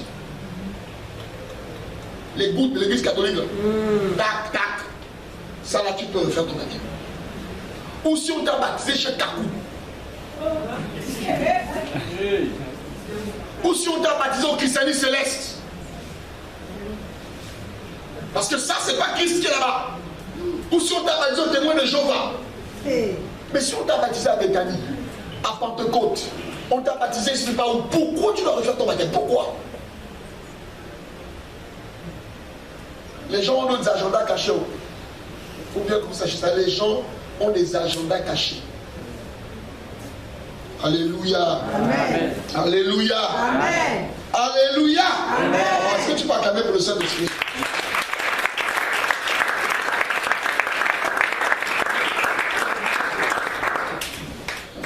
Donc, ce que je veux te dire maintenant, c'est que, ouvre avec moi Éphésiens. Éphésiens 1, le verset 13. Éphésiens 1, verset 13. Ouais. Non, avant Éphésiens 1, non, vas-y, Éphésiens 1, 13. Il a bon. En lui, En lui, directement en lui. Directement en lui. En lui. En lui, ça veut dire quoi? En Christ. C'est ça, non? Voilà. Qu'est-ce qui s'est passé? après avoir entendu la parole de la vérité, Premièrement, après avoir entendu la parole de la Vérité. Deuxièmement, l'évangile de votre salut. l'évangile de votre salut. Troisièmement, En lui, vous avez cru en lui, vous avez cru. et vous avez été scellés du Saint-Esprit Ok, qui ensuite. avait été promis. Verset 14. Attends. Est-ce que vous ne savez pas que c'est bizarre? Regardez. Regardez toutes les scènes qu'on nous fait pour devenir chrétien. Écoutez ce qu'il dit. En lui, après avoir entendu l'évangile de votre salut, la parole de la vérité. Vous avez fait quoi c'est? Vous avez comment? Plus. Et vous avez été scellés. Dis au voisin que c'est simple. C'est simple. Dis au voisin que c'est simple. Ici, on vous dit comment un homme reçoit le Saint-Esprit. On nous fait, il faut faire au moins 30 jours. Tu dois jeûner, tu dois demander que l'Esprit rentre en toi. Tu dois rentrer, tu dois sentir comment il rentre. Rémi, on comprend comment ça se passe. En lui, vous aussi, après avoir entendu la parole de la vérité. Dieu voisin, Dieu est simple. Dieu est saint. Ça veut dire pendant qu'on prêche, je n'ai pas dit pendant qu'on prophétise, je n'ai pas dit pendant qu'on te localise. Non, je n'ai pas dit ça. Pendant qu'on prêche l'évangile de votre salut, la parole de la. Donc, il y a une relation entre la nouvelle naissance et le message que tu écoutes. Et ça, vous comprenez? Si tu n'écoutes pas mon message, tu ne peux pas naître de nouveau. Amen. Parce que son moyen de la parole. Écoutez bien ça. Quand Jésus dit, si tu n'es né d'eau et d'esprit, en fait, quand il parle d'eau là, c'est pas l'eau. Quand il parle d'eau là, c'est la parole. Amen. Ça veut dire que tu ne peux pas rentrer dans le royaume si tu n'as pas été au contact de la parole de Dieu. Amen. La nouvelle naissance a un rapport direct avec l'évangile qu'on écoute. Yes. C'est la raison pour laquelle Satan fait tout pour que les pasteurs, eux, ne prêchent la parole, ils prêchent leur Amen. Ils viennent passer le culte en train de vous localiser. Personne ne devient chrétien par imposition des mains. Amen. Vous avez vu là, en lui, après avoir été imposé, on vous a imposé, vous avez vu ça? Non. En lui, après avoir, on vous a soufflé la veste. Vous avez vu ça là? Non. Mais moi, je me pose des questions. Vous comprenez qu'on a un problème dans l'église. Frère, regardez encore, les chrétiens doivent comprendre comment devenir chrétien. Comment on rentre dans le royaume, comment on reçoit le Saint-Esprit. Lui encore, frère, en lui quoi? En lui, vous aussi, après avoir entendu la parole de la vérité. Dites-moi la parole de la vérité. La parole de la vérité. Répète bien la parole de la vérité. La parole de la vérité. Dis-moi, c'est pas la parole du mensonge. Pas la parole du monde. C'est pas le mensonge. Hein. Ouais. Si tu écoutes le mensonge, tu ne peux pas naître de Dieu. Amen. Amen. Oui. Regardez, en fait, je vais vous choquer. Satan, vous savez pourquoi il attaque l'église? En fait, Satan ne va jamais vous empêcher de venir au culte. Mais il va vous empêcher de connaître la vérité. Parce qu'il était dans le ciel. Vous savez, il est tellement subtil. Regardez, vous devez comprendre la subtilité du diable quand vous lisez la tentation du Seigneur. C'est là que vous comprenez que Satan connaît les Écritures plus que les pasteurs. Ça veut dire que tous les pasteurs réunis, nous tous réunis, ont réuni nos onctions et notre intelligence. En fait, le diable, en termes de révélation, est plus fort que nous. Ah. Parfois, j'en sais, tu prêches comme ça là. Quand c'est faux, Satan dit c'est faux, lui-même dit c'est faux. Vous savez pourquoi il dit ça? Parce que Satan était dans la présence de Dieu. Amen. Regardez, quand vous décrivez quelqu'un qui voyait la face de Dieu, vous aussi quand même. Donc quand tu prêches le mensonge, le premier qui est au courant de ça, ce n'est pas les anges, c'est lui-même Satan. Amen. Il dit c'est mon type. Et il te fait encore transpirer, il augmente ton onction diabolique. Il t'envoie encore beaucoup les âmes. Et Dieu là, tu prêches dans le faux, Dieu là, tu sens ton son onction. Et les âmes là, ils donnent beaucoup d'argent à la corbeille. Parce qu'il sait, et toi, et ceux qui t'écoutent, vous irez en enfer. Amen. Remarquez, les églises où on prêche le faux, il n'y a pas de pour donner l'argent là-bas. Là-bas, petit appel. Oh là là, 10 millions. Car ils construisent. Vous pensez que si c'est le Dieu, Satan va laisser faire ça. Vous blaguez. Il sait. C'est pourquoi quand vous lisez la parabole du Seigneur, faites attention. Je vous dis la vérité. La Bible déclare que la semence est tombée dans les ronces. Ça n'a pas promis. Mais la Bible déclare que c'est quand c'est tombé sur la bonne terre que la personne apporte le fruit. Et vous allez remarquer dans la parabole de Matthieu 13, là, il dit, Satan est, quand Dieu prêche, quand Dieu lance la parole, la semence, la parole de Dieu, le diable vient et il arrache la parole. Donc pendant que tu es assis là, il y a un combat spirituel. Satan fait à ce que tu ne retiennes rien de ce que tu as écouté. Amen.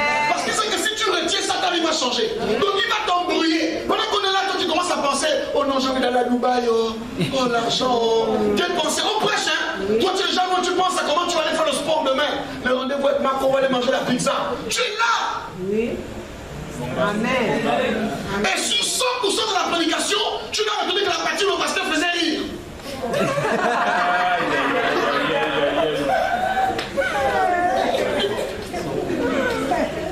Mais c'est ce qui fait que le diable, écoutez, il est rusé. Mes amis, ne pensez pas que le diable, il a les gens, il a les cordes, arrêtez ça, il est rusé. Le vrai combat, c'est au niveau de la parole de Dieu. Pendant qu'on prêche, regardez, les gens vont être éveillés quand on va danser. Ils vont être éveillés quand les temps des prophéties seront éveillés. Allez, la parole. C'est la partie où le sommeil, tu connais l'esprit des ticus. Tu connais les ticus pendant que Paul prêche, il dort. Allez dans les églises, la partie où les gens dorment, c'est quand le pasteur prêche. Amen. On dit aux voisins que c'est pas, ils ne sont pas simples, c'est Satan qui les souffle au sommeil là. Oui, parce qu'il sait que si tu écoutes la parole de la vérité, quand il va changer, le sommeil, je ne sais pas, mon corps était beaucoup fatigué. C'est pas ton corps, Satan joue au bali, il joue au bali, il dit dors. Oui. Amen. Il y a des gens qui vont dire Alléluia. Il ne comprend pas ce qu'il a été dit. Après la parole est que Amen.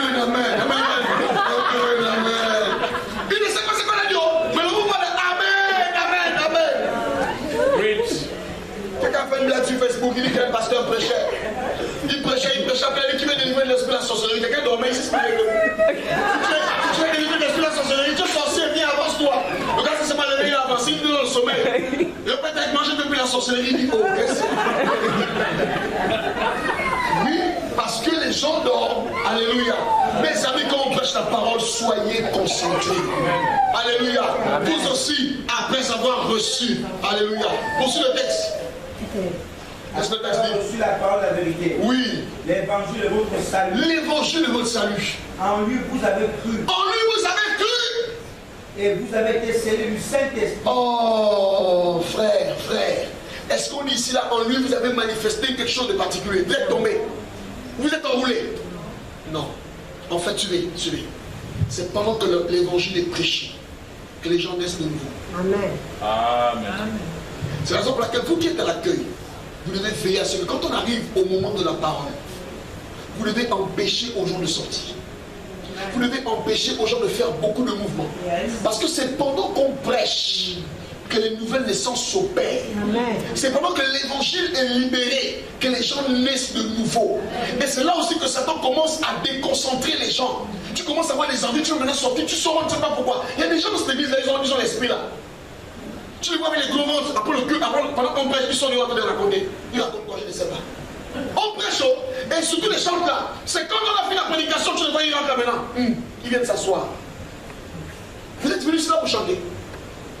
On vous a dit qu'on va recruter les chanteurs ici. Allez-y dans Pounabeyi et les autres, si vous voulez. Ici, on fait des chants qui naissent de nouveau, non, c'est rien. On prêche l'évangile, ils sont pas, ils sont dehors, ça raconte.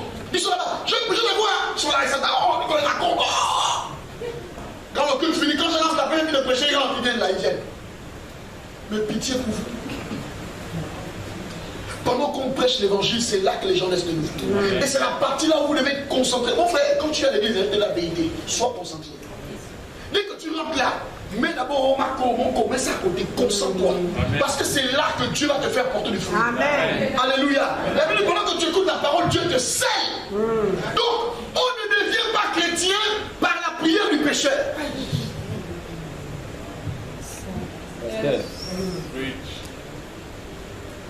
Tu vas accepter Jésus, viens. Se lève. Répète après moi. Regarde, quelqu'un peut faire ça et puis c'est du cinéma. Amen. Attends, tu as commencé la prédication en train de prophétiser, tu as localisé les gens. À la fin, tu dis, tu vas accepter Jésus, viens. Il accepte Jésus sur quelle base? Tu as fait le show. Vous aussi, après avoir entendu la parole de la vérité, toi tu n'as pas prêché, tu as prophétisé.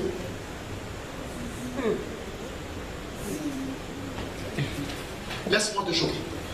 Jeune homme, est-ce que le brigand à la croix a fait la prière du pécheur?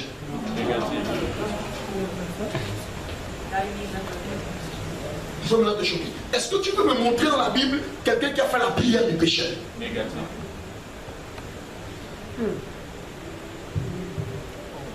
Tu es là. Quelqu'un peut ne pas se lever là. La prière du pécheur, venez. Maintenant là, quand il écoute l'évangile, il accepte dans son cœur. Amen. Est-ce que tu es? Amen. Rappelez-vous de ça toujours. Le vent souffle où il veut. Tu ne sais d'où il vient, de nulle part.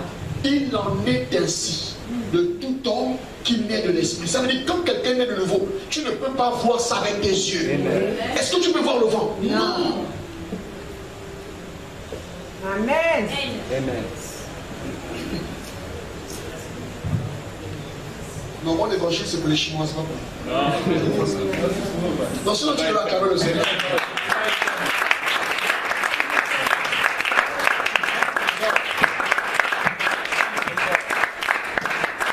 Donc, depuis qu'on est là, il ne s'est jamais levé pour la prière du pécheur. Oh. Toi, tu as vu qui faire la prière du pécheur dans la Bible? La Bible dit, ils eurent le cœur vivement touché. Homme, frère, que devons-nous faire? Croyez au Seigneur Jésus, tu seras sauvé, toi et toute ta famille. Amen. Alléluia. Amen. Maintenant, lorsque Paul dit, vous avez été scellés, écoutez, on va voir les 4 vérités de base du sceau.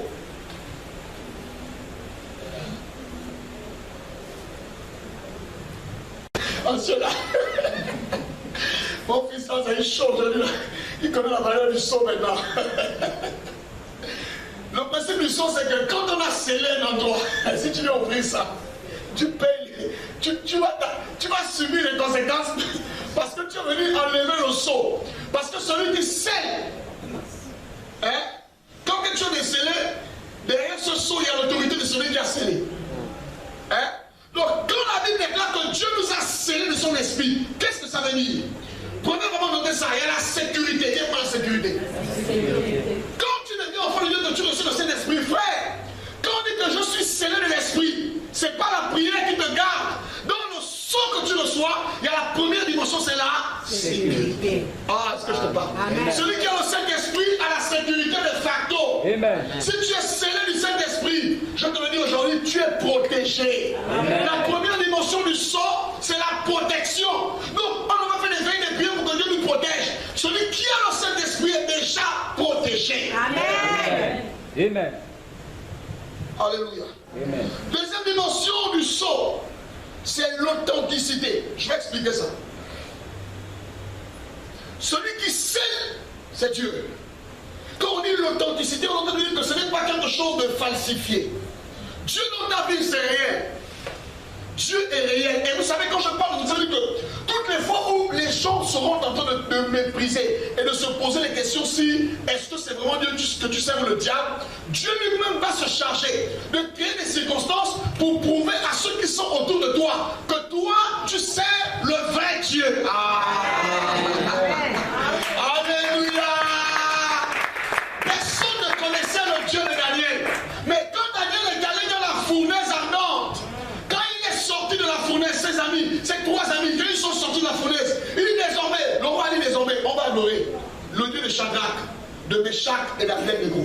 Quand Daniel est rentré dans la fournaise, la fosse au lion, personne ne croyait en son Dieu. Mais quand on a vu que la bouche du lion était fermée, ils ont dit non, le Dieu là est authentique. C'est ce qui va se passer dans ta vie au nom de Jésus. Les gens vont croire en l'authenticité de ton Dieu. Ils verront comment ton Dieu va agir dans ta faveur. Dieu est authentique dans ma vie. Alléluia. Troisième dimension, c'est la propriété. Quand on dit que tu es scellé, ça veut dire que tu appartiens à quelqu'un. Tu n'appartiens plus au diable. Or, je suis contre l'évangile. Je ne crois pas à l'évangile qui dit qu'un chrétien est possédé. Être possédé sous-entend que tu as encore la propriété du diable. Est-ce que tu es là? Or, quand Dieu te scelle de ton esprit, il dit officiellement que celui-là, il m'appartient. Faites vos choses de famille. Faites vos machins. Les démons qui te... Et c'est là où je dis, faites la différence entre la possession et l'oppression. Un enfant de Dieu ne peut pas être possédé, mais il peut être oppressé. C'est l'oppression, c'est pas la possession. Oh, souvent, non, je ne sais pas, je sens les démons. Si tu sens les démons, frère, c'est pas la possession. Dieu voisin, plus jamais tu ne seras possédé. Dieu voisin, plus jamais tu ne seras possédé. Vous savez, parfois, les gens, ils écoutent en longueur de journée que c'est les esprits qui les gardent. Donc, parfois, hé Jésus, on a vécu une scène. Je ne dirais pas l'église. Un homme de Dieu a pris, il a pris un truc, il a tracé comme ça. Et puis il a dit, je vous dis, elle est possédée ta fille là. Regarde, elle ne va pas traverser là. Si elle traverse, elle va manifester, tu vas voir. Je vous dis, pas faire moi, c'est moi, il comme ça là. Elle n'a même pas encore traversé, elle a fait comme ça. Les classements traversés, elle est tombée pour le lancement, dit que c'était normal. La pauvre personne n'est pas possédée. Mais on l'a déjà préparée psychologiquement. Ça fait une fois, j'ai fait un truc à une soeur. Elle est venue chez moi, elle était convaincue qu'elle était possédée. Je ne sens pas, je ne sens pas. Je dis que c'est toi qui es là, c'est toi-même qui es là. Réveille-toi. Je vous dis la vérité. Elle me fatiguer. Je ne sens pas. C'est moi qui bloque sa vie. En fait, on a eu l'entretien. Après, on a dit non, dans l'entretien, je dis non, parce que je sens que c'est l'esprit de ma mère qui me bloque. Je dis non, c'est pas, je vais prier pour toi. Non, je vais prier pour toi parce que je vais faire la délivrance. Je mets la main comme ça, je ne sens pas. Je n'ai pas dit de sortir. Je ne sens pas. Je ne sens pas. J'ai dit réveille-toi, c'est toi, s'il te plaît, c'est toi.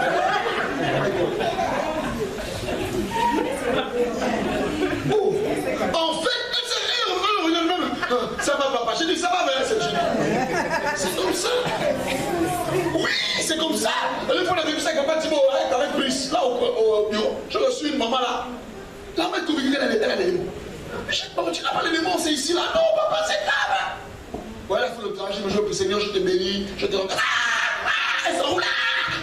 Elle pas l'enfant. J'ai dit, ça c'est toi, c'est pas la sienne. Brice, il dit, appelle-moi Brice, c'est Papa Thibault. Moi, un dimanche, j'ai fait de prêcher. Je te cherche le monde dans le bureau. J'ai dit, Papa Thibault, j'ai le cas là, avec Brice. C'est que les gars sont embarrassés. Mon mère, c'est qu'elle n'a pas les démons. Mais elle est tellement convaincue qu'elle est possédée. Je ne sens pas, je ne sens pas. Je regarde, je dis que non. Il ne faut pas me faire tirer l'onction cadeau. Quelqu'un dit que nous économisons notre feu. Alléluia. Les gens ne sont pas possédés. Regardez.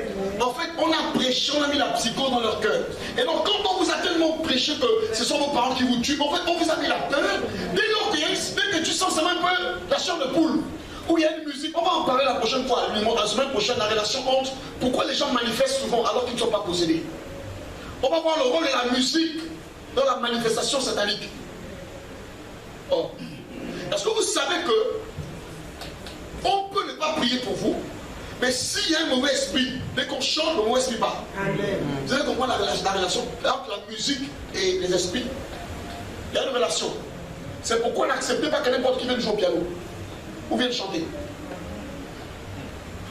Bon, je vais aller plus loin. Je vais vous parler même de la danse sacrée. Vous savez, quand on danse ici à l'église, les pas qu'on fait là, c'est une danse sacrée. Oh, tu ne m'as pas compris. Amen. Il y a des gens qui vont recevoir leur visitation seulement parce qu'ils seront en train de danser. Oui, amen. Oh, tu ne sais pas ça. Amen. Donc quand on dit dansons, ah non, moi j'aime pas ça, moi j'ai dansé au mariage, moi je suis fatigué. Danse. La danse du mariage, ce n'est pas une danse sacrée, c'est une danse profane. Or, la danse de l'église est une danse sacrée. Bien aimé, vous qui ne dansez pas là, vous êtes bizarre, vous ne regardez la délivrance. Il y a des délivrances, seulement quand tu fais les pas de danse là, c'est fort. Il y a des délivrances comme ça. Acclame Dieu. Depuis là, la délivrance parle parce que tu ne danses pas. Vous dansez, dansez seulement, vous allez voir. Alléluia. Il y a la propriété. Quatrième point, il y a l'autorité. Dis-moi l'autorité. Dis-moi l'autorité. Qu'est-ce que ça veut dire? Quand vous êtes scellé de l'esprit, aucune autorité ne peut réclamer votre vie.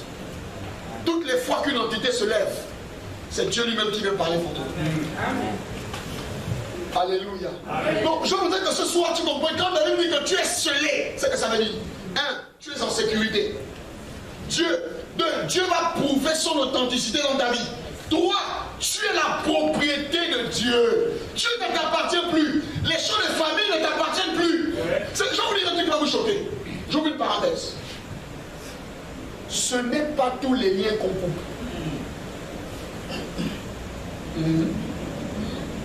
Oh, coupons les liens. Je coupe tous mes liens. Mais pardon, tu vas rester avec moi.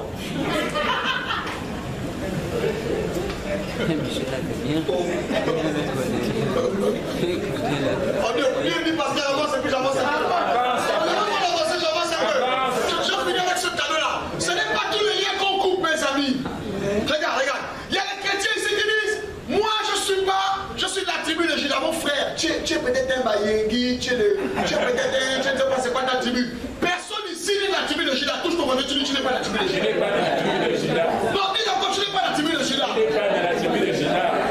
Chacun de nous ici est de sa tribu. Frère, tous les liens ne sont pas coupables.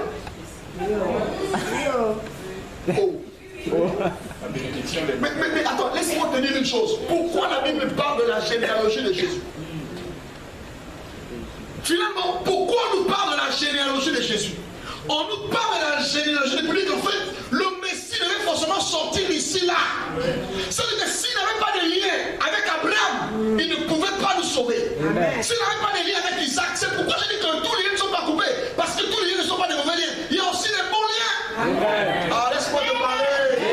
Laisse-moi te parler. On coupe les mauvais liens. Il y a des familles qui ont la noblesse. Si tu coupes les liens de la noblesse, tu vas être villageois. Laisse-moi te parler. Acclame. Donc, quand il y a l'église, coupez les liens, frère. Choisis les liens que tu dois couper. Cite les liens. Je coupe le lien du célibat, les liens de Cécile, coupe les liens là. Et puis, je ne sais pas définitivement, frère, tu vas appartenir à qui? Apocalypse dit, écoutez-moi, je vous choque, je ne termine pas. L'Apocalypse dit, à la fin, il y aura les hommes de toutes langues, de toutes tribus. Oh! Ça veut dire que toi, tu dois être le représentant de ta tribu. Ceux qui seront au ciel, ce n'est pas les 12 tribus de Juda. On n'est pas d'accord, c'est pas ta tribu.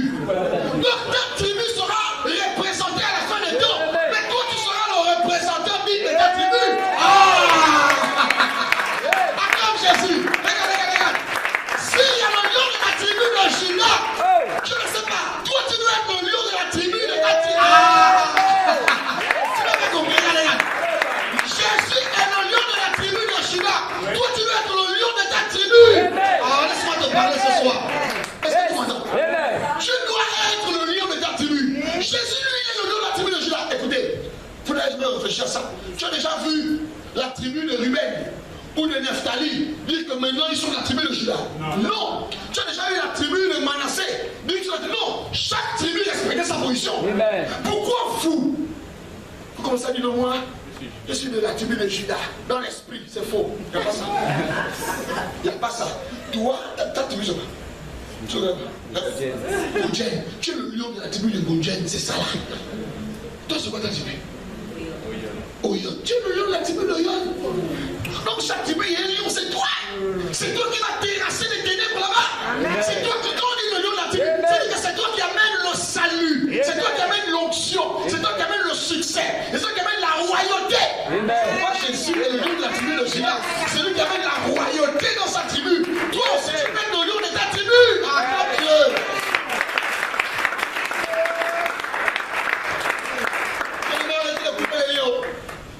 Les gens qui ont coupé tous les liens à leur vie ne ressemblent plus à rien. Je vous dis, dans les familles, il n'y a pas que les mauvais liens. Il y a aussi les bons liens. Il ne faut pas qu'on vous mente. Au ciel, il n'y a pas seulement que les 12 tribus de Juda. Il faut bien lire. La Bible dit les hommes de toute tribu, de toute langue, de toute nation. Ça veut dire qu'en fait, dans ta tribu, les gens doivent être représentés.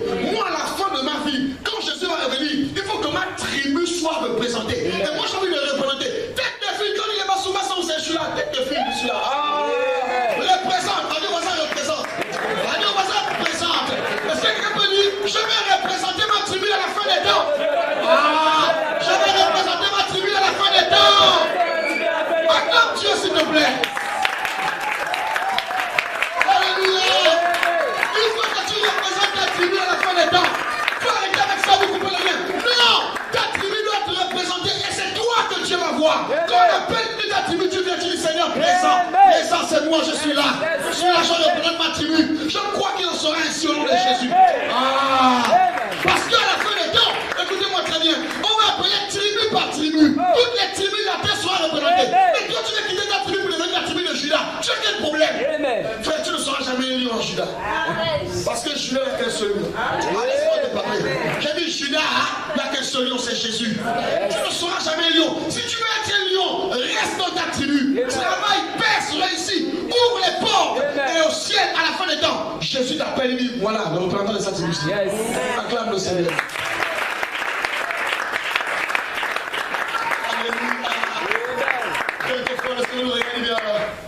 C'est normal, il souffre beaucoup.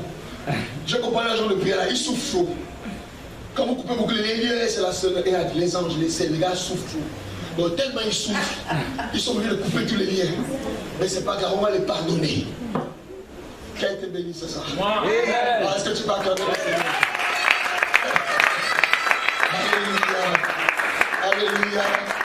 Est-ce que tu peux te lever? On va rendre grâce à Dieu. Alléluia. Gloire à Jésus. Amen. Dis à ton voisin, je ne change plus de tribu, pardon. Alors moi c'est fini, je ne change plus de tribu. Alléluia. Est-ce que tu peux lever ta voix, rendre grâce à Dieu pour ce que le Saint-Esprit a fait dans ta vie? Pour l'œuvre du Saint-Esprit dans ta vie. Tu es un enfant de Dieu, tu n'as pas fait des efforts. Tu as cru et tu as été scellé. Tu as écouté l'évangile de ton salut. Élève la voix et prie au nom de Jésus. Merci pour la révélation de ta parole. Quelle grâce, Seigneur, d'entendre ces hommes. Quelle grâce d'entendre prier sa volonté. Quelle grâce d'entendre ta parole. Parce que tu vas sceller.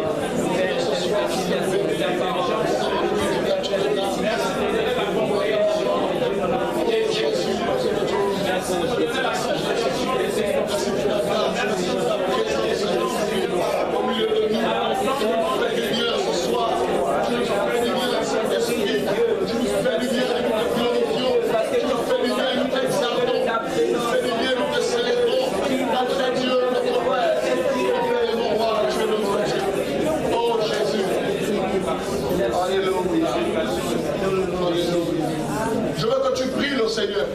Et que tu dises à Dieu, j'ai compris que le Saint-Esprit, sans lui, je ne suis rien. Je prie qu'il se manifeste dans ma vie comme il a décidé. Je ne veux plus contrôler le Saint-Esprit, mais je veux me laisser contrôler par le Saint-Esprit. Je ne veux plus diriger le Saint-Esprit, mais je veux me laisser diriger par le Saint-Esprit. Est-ce que tu peux élever ta voix et prier comme ça?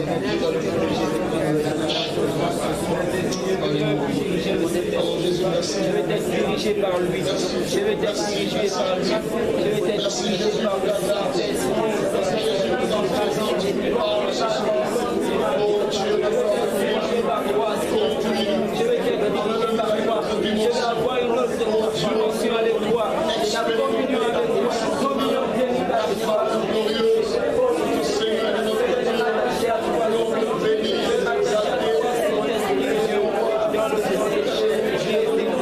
merci de ta grâce, ta présence qui fait du bien.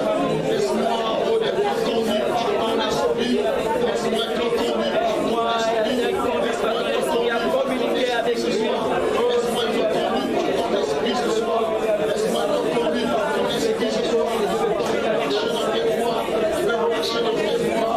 marcher dans tes voies, je vais marcher dans tes voies, conduis-moi Saint-Esprit, conduis-moi Saint-Esprit, conduis-moi Saint-Esprit, conduis-moi Saint-Esprit, conduis-moi Saint-Esprit, conduis-moi Esprit de Dieu, conduis-moi Esprit de Dieu, conduis-moi Esprit de Dieu, conduis-moi dans la présence de Dieu. Oh Esprit de Dieu, amène-nous Seigneur, amène-nous Seigneur. Je veux que tu tiens quelqu'un à la main s'il te plaît, et que tu pries, et que tu demandes à Dieu que le Saint-Esprit se saisisse véritablement de cette personne, et que tout en lui soit renouvelé, sa vie de prière, sa vie de méditation. Je sais que c'est difficile, mais nous avons besoin de nous reconnecter à Dieu. Prie pour que cette personne soit davantage concentrée dans sa marche avec le Seigneur. Prie pour que cette personne reçoive la nouvelle direction, que cette personne reçoive la force d'avancer malgré les difficultés, même si c'est difficile. Par le Saint-Esprit, on va y arriver. Élève la voix et prie pour cette personne.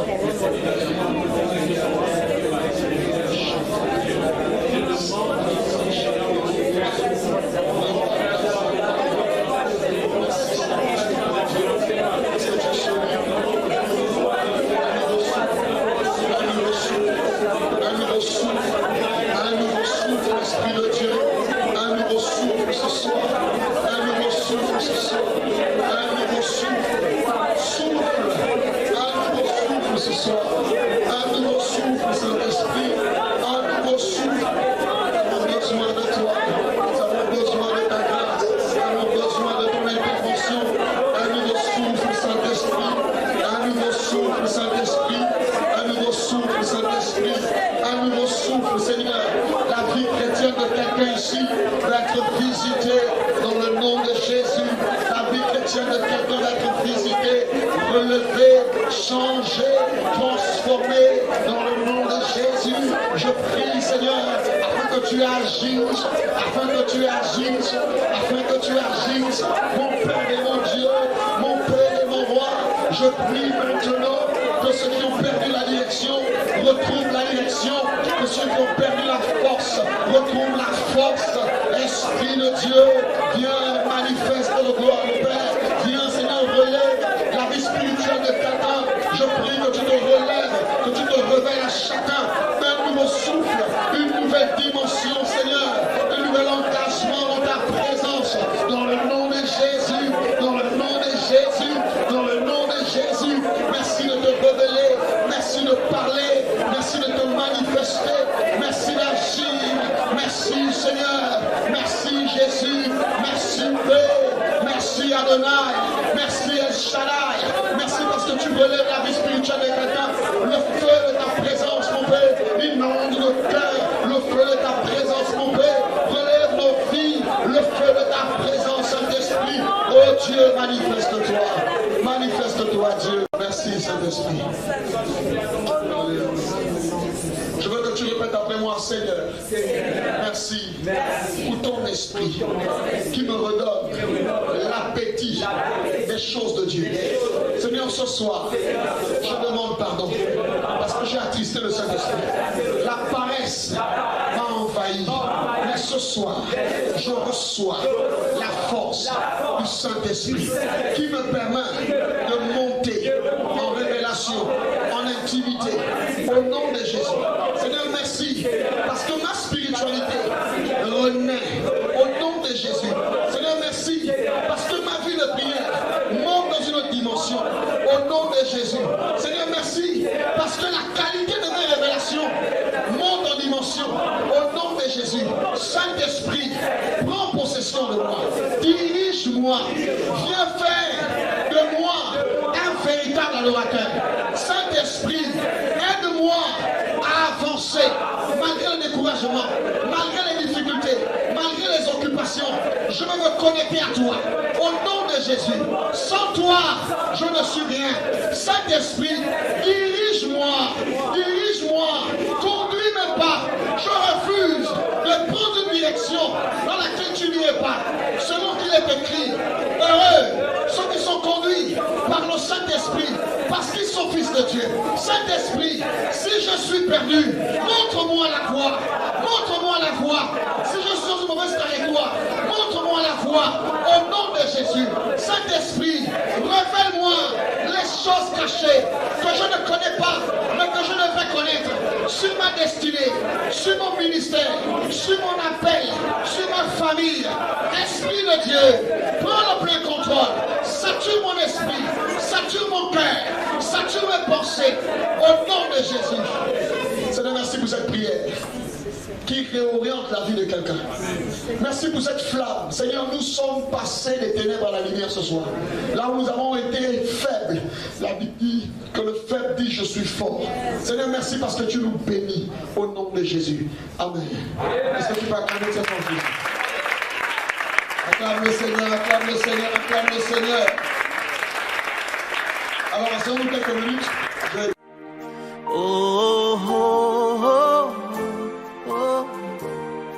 Je crie à toi, oh.